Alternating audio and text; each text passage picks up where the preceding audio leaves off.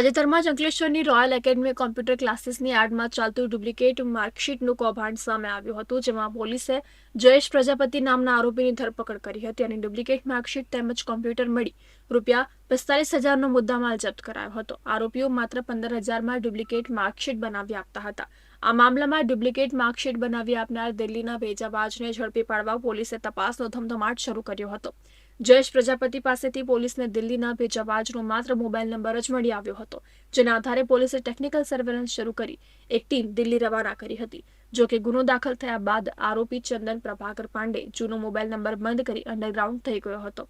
ભરૂચ પોલીસની ટીમે દિલ્હીમાં ધામા નાખી આખરે આરોપીની ધરપકડ। પોલીસે તેની પાસેથી પણ 42 અલગ અલગ પ્રમાણપત્રો તેમજ મહાત્મા ગાંધી ઇન્સ્ટિટ્યૂટનો સિક્કો સહિતનો મુદ્દામાલ કબજે કરી કાયદેસરની કાર્યવાહી હાથ ધરી છે।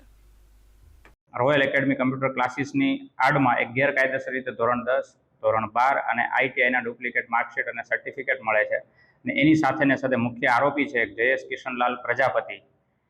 કે તેની પાસેથી એક મોબાઈલ ફોન, ડેલ કંપનીનું કમ્પ્યુટર સીપીયુ, એક પ્રિન્ટર અને ટોટલ 21 સર્ટિફિકેટો કે જે ડુપ્લિકેટ હોય છે તે મળી આવે છે અને જે અન્વયે આગળની કાર્યવાહી ચાલુ કરવામાં આવે છે। અને જ્યારે તેની પૂછપરછ દરમિયાન એવું પૂછવામાં આવે છે કે આ જે માર્કશીટ વગેરેથી ક્યાંથી બનાવે છે, તો તે માહિતી દરમિયાન કે પૂછપરછ દરમિયાન એવી માહિતી જણાવે છે કે કોઈ એક વ્યક્તિ જે છે જેનો મોબાઈલ નંબર એની પાસે છે,